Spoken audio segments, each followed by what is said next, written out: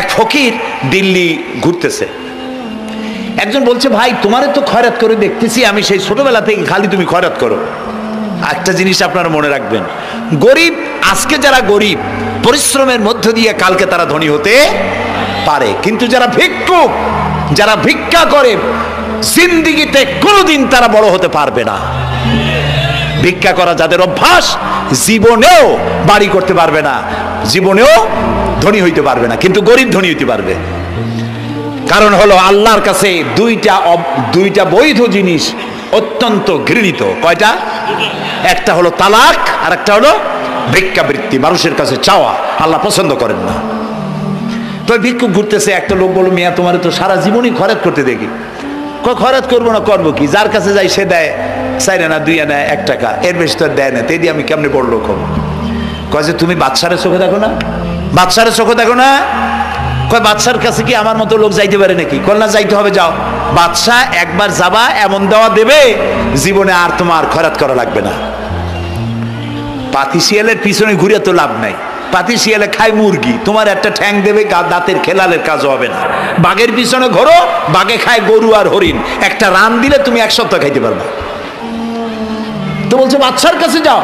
তো বাদশারে পাবো কই? কই তো দেখলাম কেবল মসজিদে ঢুকলো। তারপরে ফকির গিয়ে দাঁড়ায় আছে বারান্দায়, দেখে যে উনি বাদশা ভেতরে বসে হাত তুলে আছে ভাবে, আর চোখ দিয়ে পানি পড়ে দাড়ি ভিজে ভিজে পড়তেছে। নামাজ শেষ করে মোনাজাত শেষ করে বাদশা বেরিয়েছেন। কোন বাদশা? শাহজাহান। বাইরে আসার পর ফকির বলল আসসালামু আলাইকুম, বলে ফকির রওনা করছে।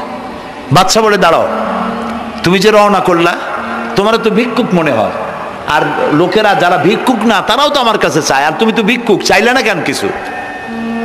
ভিক্ষুক বলে জাহাপানা, আমি কিছু চাইতে এসেছিলাম আপনার কাছে, কিন্তু আপনার করুণ অবস্থা দেখে আমার জ্ঞানের চোখ খুলে গিয়েছে। আমি দেখতে পেলাম আমি যার কাছে চাইতে এসেছি আমি তো কান্দি না, হাতও পাতি নাই। যার কাছে চাইতে আসলাম দিল্লির সম্রাট, আবার কোন সম্রাটের কাছে হাত পেতে ভিক্ষুকের মতো কি জানি চায়, আর চোখ দিয়া পানি পড়ে দাড়ি ভিজে ভিজে পড়ছে। আমার জ্ঞানের চোখ খুলে গেছে, দুনিয়ার বাদশার কাছে আর চাইব না। বাদশা কান্দে যে বাদশার কাছে, তার কাছেই চাইব। প্রিয় ভাই সব, এই জন্যে জিহ্ন সাফ করে ফেলুন। দুনিয়ার কোনো মানুষের জন্য, মানুষের কাছে নয়, কোনো কবরে নয়, কোনো কারো কাছে নয়, আল্লাহ তাআলার কাছেই আমরা নামাজের মধ্যে ঘোষণা করেছি ইয়াকা না'বুদু ওয়া ইয়াকা নাস্তাঈন। আল্লাহ তাআলা তোমার একমাত্র ইবাদত করি, তোমার কাছেই সাহায্য চাই। কাজেই সাহায্য আল্লাহর কাছে। কার কাছে চাইবো বলেন? আল্লাহ আমাদের ঈমান পোক্ত করে দিন। আমরা বলি আমিন, আমরা বলি আমিন। অসুখ বিসুখ হইলে পরে ধৈর্য ধরবেন। অনেক মানুষ আছে জ্বর হইলে কয় যে এত নামাজ পড়ি খালি জ্বর আমারই হয়, এত রোজা রাখি, ভালো ভালো কাম করি, আমার ছেলের অসুখ মোটে সারি না। এই জাতীয় কথা বলবেন না। মুমিনের পায়ে যদি কাঁটাও ফোটে সওয়াব থেকে খালি নাই, ধৈর্য ধরতে হবে। কাঁটা ফুটছে বলেন ইন্না লিল্লাহ। আজাবান লিল মুমিন, মুমিনের জন্য বড়ই আশ্চর্য ব্যাপার, বিপদ হইলেও শুকর আদায় করে আর সুখে থাকলেও শুকর আদায় করে। সুবহানাল্লাহ বিহামদিহি। বিপদ আসলে সে বলে ইন্না লিল্লাহি, বলেন ইন্না লিল্লাহি ওয়া ইন্না ইলাইহি রাজিউন। আর যখন শান্তি আসে বলে আলহামদুলিল্লাহ। দুই অবস্থায় তার জন্য নিয়ামত আল্লাহর তরফ থেকে সে পায়, আলহামদুলিল্লাহ। প্রিয় ভাই সব, তো আল্লাহর উপর ঈমান আনার জন্য কয়টা শর্ত বলছিলাম? এই যে প্যাচ লেগে গেছে, কয় যে 3টা।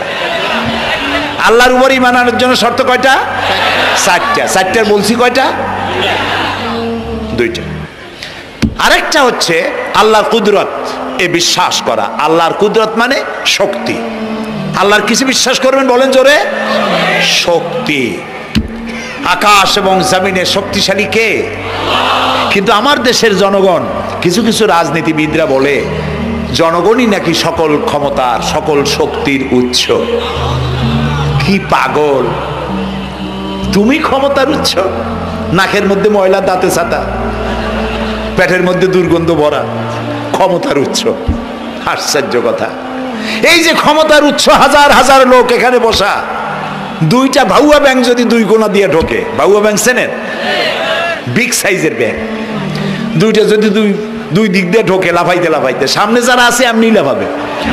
অন্তত টঙ্গী তামিরুল মিল্লাত মাদ্রাসা ছাড়াইয়া তারপরে ফিরে তাকায় বলবে, ভাই আমরা দৌড়াই কেন?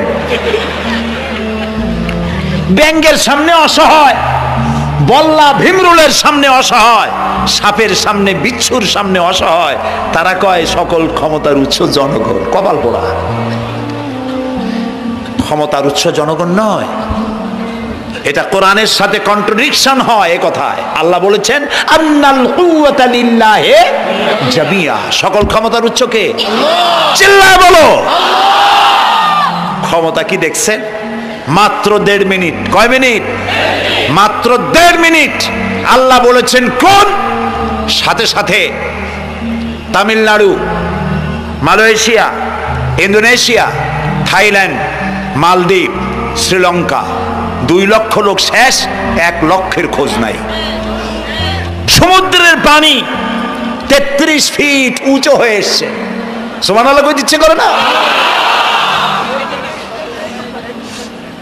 বিজ্ঞানীরা বলেছেন ভারত মহাসাগরের তলদেশে ফাটল ধরেছে, ওর কয়েক কিলোমিটার নিচে ভূমিকম্পের উৎপত্তি হয়েছে।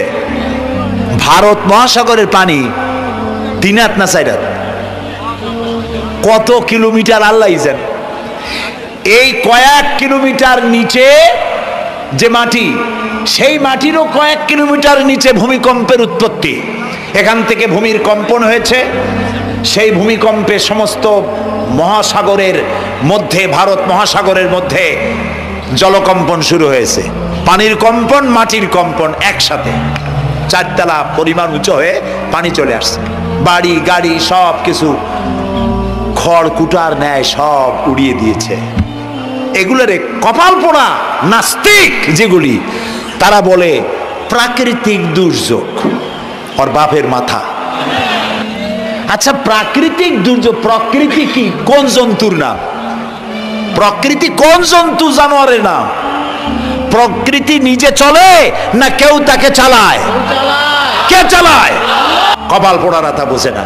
বিশ্ববিদ্যালয়ের শিক্ষক হয়েছে তো, আল্লাহ দিয়ে আসি কোথায়? তবে সব খারাপ না, ভালো আছে আলহামদুলিল্লাহ।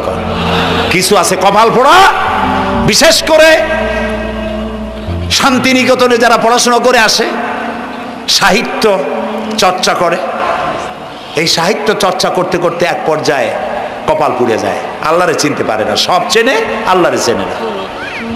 আল্লাহ এখন চিনাইতেছে ভালো করে। প্রিয় ভাই সব,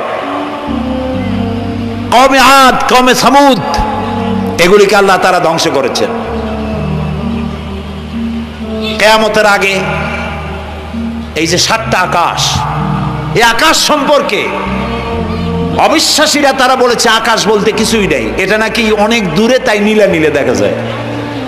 কি কপাল পোড়া চিন্তা করেন, নীলা নীলা দেখা যায়। এই আকাশ মহাশূন্য। এই আকাশগুলিকে, আকাশ কয়টা স্তর? 7টা। এগুলি কাতাইয়ে সিজিল্লিল কুতুব। কোরআনে কারিমে আল্লাহ তাআলা বলেছেন কিতাবের পৃষ্ঠার মতো কিয়ামতের আগে একটার পর একটা ঠাস ঠাস করে পড়বে, ভেঙে চুরমার হয়ে যাবে। ওয়াইদাল বিহারু ফুজ্জিরাত, আল্লাহ তাআলা বলছেন ইদাস সামাউ ফাতারাত ওয়াইদাল কাওয়াকিবু ইনতাসারাত ওয়াইদাল বিহারু ফুজ্জিরাত। আকাশের তারকাসমূহ বিক্ষিপ্ত হয়ে পড়বে। অসংখ্য তারকারাজি, বিশাল বিশাল তারকা বিক্ষিপ্ত হয়ে পড়বে। চন্দ্র সূর্য একটার সাথে আরেকটা ধাক্কা লেগে চাঁদ আর সূর্য আলো হারিয়ে ফেলবে, একাকার হয়ে যাবে। পাহাড়গুলো উঁচু করে আল্লাহ তাআলা জমিনের উপরে আছাড় মারবেন, কালিহিনিল মানফুস, তুলার মতো উড়ে চলে যাবে। সুবহানাল্লাহ বলবা না? কত বড় শক্তি আল্লাহ পাকের। ওয়াইদাল বিহারু ফুজ্জিরাত, সমুদ্র সমূহ বিদীর্ণ হয়ে যাবে। সমুদ্রে যত পানি আছে সমস্ত পানিগুলি নিঃশোষিত হয়ে যাবে মাটির তলায়, এবং সেখানে অগ্নুৎপত্তি হবে। কোরআনে কারিমে আল্লাহ বলে দিয়েছেন গোটা সমুদ্রগুলিতে আগুন জ্বলতে থাকবে। এগুলি কিয়ামতের আলামত। আল্লাহ পাকের অফুরন্ত মেহেরবানি। এই যে কানের কাছ দিয়া গুলিটা চলে গেছে, কানে লাগে নাই, বাড়ির কাছ থেকে কিয়ামত হয়ে গেল, বাংলাদেশে আল্লাহ বাঁচাই দিলেন। সুবহানাল্লাহ বলো, আলহামদুলিল্লাহ বলেন। আমাদের প্রতিবেশী দেশগুলিতে যেভাবে আঘাত লাগছে, ওর 1000 ভাগের 1 ভাগের আঘাত কয়েক সেকেন্ড যদি বাংলাদেশে হতো, আমাদের সব অপরিকল্পিত শহর, রাজুক পারমিশন দিয়েছে 3 তলার, করা হয়েছে 7 তলা। এইভাবে অপরিকল্পিত যত বিল্ডিং আছে এগুলি পচা সিমেন্ট দিয়ে, পচা ইট দিয়ে তৈরি করা হয়েছে। 2-3 সেকেন্ডের ভূমিকম্প যথেষ্ট এই শহর লন্ডভন্ড করে দেওয়ার। অসংখ্য মানুষ মারা যাবে, অসংখ্য বাড়িঘর শেষ হয়ে যাবে। এদেরকে রেস্কিউ করার মতো মডার্ন ইকুইপমেন্টসও গভর্নমেন্টের কাছে নাই। এই জন্য আল্লাহর কাছে সেজদা দিয়া গুনার তওবা করতে হবে, আল্লাহ আমাদের মাফ করে দাও, আমার এই গরিব দেশটাকে কিয়ামত পর্যন্ত এই গজব থেকে বাঁচাও। প্রিয় ভাই সব, আল্লাহ তাআলার ক্ষমতার ওয়াজ আমি আজ করতে পারবো না, অনেক লম্বা হয়ে যাবে, কারণ আমাকে 3টা পুঁজির কথা তো কমসে কম বলতেই হবে, অল্প করে হলেও। শুনবেন তো? আল্লাহ তৌফিক দিক, বলেন আমিন। তো আল্লাহ তাআলার ক্ষমতায় বিশ্বাস করা, তার প্রচন্ড ক্ষমতা, যা খুশি তাই বলেন করতে পারেন। মরাকে জিন্দাকে মারতে পারেন, মরুভূমিতে ফুল ফুটাতে পারেন। সুবহানাল্লাহ, যা খুশি তাই করতে পারেন। এই শক্তি সহকারে আল্লাহকে বিশ্বাস করতে হবে। 4 নম্বরে আল্লাহর হুকুম এবং হাকাম, আদেশ নিষেধ। আমি আল্লাহরে বিশ্বাস করি, এই কথার কোনো দাম নাই যদি তার আদেশ না মানি, এই কথার কোনো দাম নাই যদি তার নিষেধকে আমি আমার জীবনে প্রত্যাহার না করে চলতে পারি। মুসলমান বলে দাবি করার কোনো মূল্য নেই।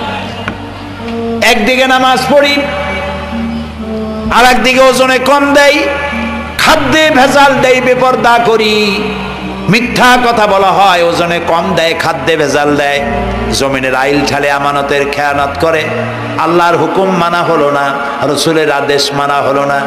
আল্লাহর উপর ঈমান আনার জন্য 4র্থ শর্ত হচ্ছে আল্লাহ যা বলেছেন মাথা নত করে মেনে নিতে হবে, বলতে হবে সামি'না ওয়া আতা'না। বলেন সামি'না ওয়া আতা'না, শুনলাম আর মেনে নিলাম। বলেন তো জোরে, শুনলাম আর মেনে নিলাম। সুবহানাল্লাহ বলেন।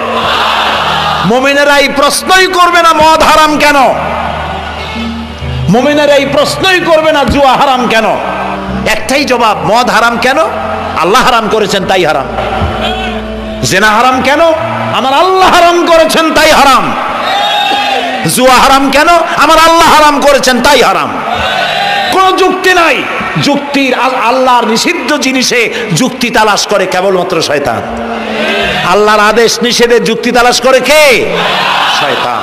মুমিনের কাজ হলো সামি'না, বলেন, ওয়া আতা'না, শুনলাম আর মানলাম, বাস, শেষ কথা, খালাস।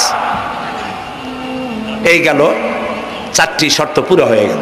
এই 4টি শর্ত যদি পূরণ করতে পারি তাহলে আল্লাহরে বিশ্বাস করছি এটা প্রমাণিত হবে।